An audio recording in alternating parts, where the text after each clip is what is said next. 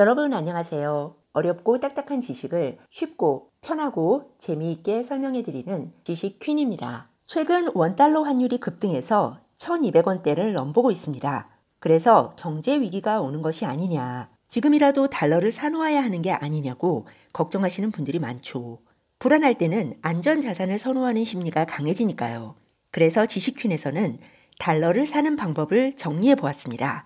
여러 가지 방법이 있지만 직관적이고 일반인들이 쉽게 사용할 수 있는 방법을 위주로 모아봤습니다. 첫 번째는 외환 예금입니다. 은행에 가서 외환 예금 통장을 개설하면 되는데요. 보통 기한이 정해진 정기예금과 자유롭게 인출할 수 있는 타입이 있다고 합니다. 환율이 언제 변할지 모르므로 자유 인출형이 좋겠죠. 보통 달러나 엔화 등 선진국 통화의 외환 정기 예금 금리는 1%대이고 수시 입출금이 가능한 외화 예금은 0.1%가 조금 넘는 수준입니다. 물론 현물로 달러를 들고 가서 외환 예금 통장에 입금할 수도 있습니다. 하지만 현물로 입금하면 오히려 불리한 환율을 적용받기 때문에 그냥 은행 통장에 입금되어 있는 원화를 외환 예금 통장으로 이체하는 방식이 더 유리합니다. 집에 현물로 달러가 있는 분들은 어쩔 수 없지만요. 외환 예금의 장점은 높지는 않지만 이자도 조금 주고 환차익에 대한 수수료가 없다는 것입니다. 쉽게 말해 내가 예금했을 때는 달러당 1200원이었는데 원달러 환율이 또 올라서 달러당 1400원이 된다면 나는 1400원의 환율을 적용받아서 달러당 200원의 이익을 보는 셈이죠. 사실 원화의 가치가 200원어치 떨어진 셈이니 엄밀히 말해서 이익은 아닙니다. 한국 자산이 국제적으로 디스카운트 되는 셈이니까요. 하지만 달러 예금 통장에서 원화로 인출한 돈으로 국내 자산을 산다면 그만큼 국내 자산이 늘어나는 효과는 볼 수 있습니다. 많은 은행에서 외환 예금 통장을 개설할 수 있는데요. 보통 국민은행이나 SC제일은행의 상품을 많이 이용하는 것 같습니다. 참, 환전 수수료는 있습니다. 은행마다 다르니 직접 문의를 하거나 온라인 상품 설명을 잘 살펴보셔야 하는데요. 큰 차이는 없다고 생각합니다. 주거래 은행을 선택한다면 편리하겠죠.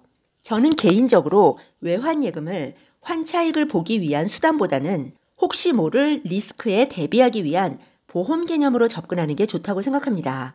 원달러 환율이 10% 오르면 수익률이 거의 10%죠. 만약 외환 예금 통장에 1억 원을 입금해 놓았다면 1천만 원을 번 셈이 됩니다. 환율이 짧은 시간에 급등했다면 엄청난 수익률인데요. 문제는 보통 사람들이 외환예금 통장에 1억 원을 예치해 놓기가 쉬운 일이 아니라는 겁니다. 게다가 이렇게 수익률이 높아지려면 짧은 시간에 환율이 올라야 하는데 그럼 내가 외환예금을 할 때는 이미 급등한 환율로 달러를 사야 합니다. 여기에서 이익을 보려면 환율이 지금 오른 수준에서 더 올라야 하겠죠. 1200원대의 달러를 산다면 얼마나 더 오를 수 있을까요? 지금은 미중 무역 협상이 난항을 겪고 있기 때문에 환율이 오르고 신흥국에서 돈이 빠져나가고 있습니다. 하지만 몇 달 내로 어느 선에서 합의가 도출되고 협상이 다시 진척될 수도 있습니다. 미래는 모르는 것이죠. 과거 수많은 무역 협상들이 그런 과정을 거치면서 진행되었으니까요. 무역 협상은 다분히 정치적이기 때문에 발표도 순식간에 이루어지죠. 그럼 높은 환율로 급하게 달러를 산 사람들은 단기간에 큰 손해를 보게 됩니다. 환율이 다시 오를 때까지 참고 기다리면 되지만 보통 사람들에게는 그런 인내심이 없을 것입니다. 트럼프 미국 대통령에게 미중 무역 협상은 놓칠 수 없는 카드입니다.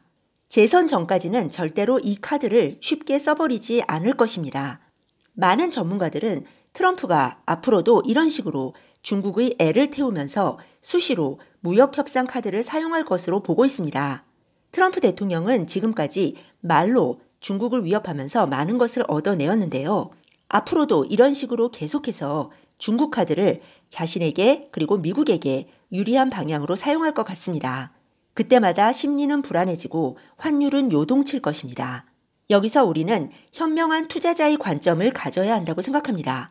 당장 우리나라가 망할 것 같아서 모든 현금을 달러로 바꿔 놓아야겠다고 생각하는 경우가 아니라면요.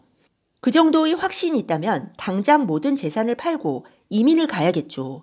하지만 대부분의 사람들은 그럴 상황이 되지 않습니다.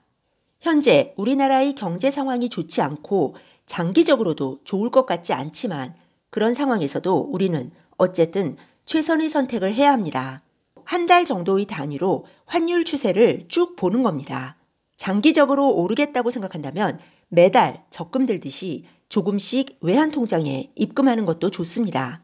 아니면 지금처럼 환율이 급등했을 때를 피하고 미중 무역 협상이 재개되어 사람들이 안심하고 환율이 내려가면 바로 그때 외환통장에 입금하는 것이죠.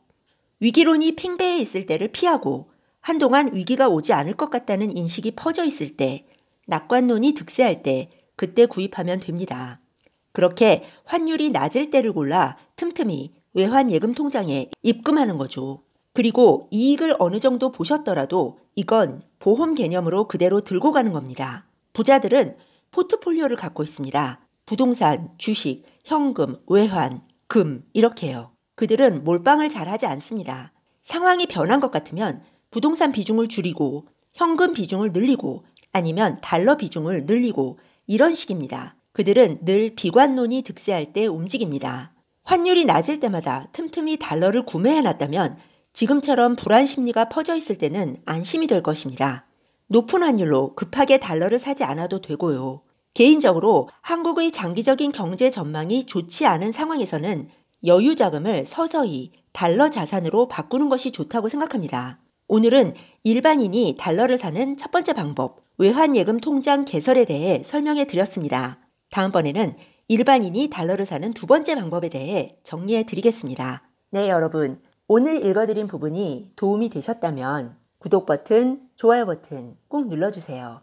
여러분의 구독 버튼 하나, 좋아요 버튼 하나가 영상을 만드는 저에게는 큰 힘이 됩니다. 다음에 더 좋은 영상으로 찾아뵙겠습니다. 네, 여러분. 그러면 다음 시간에 만나요. 감사합니다.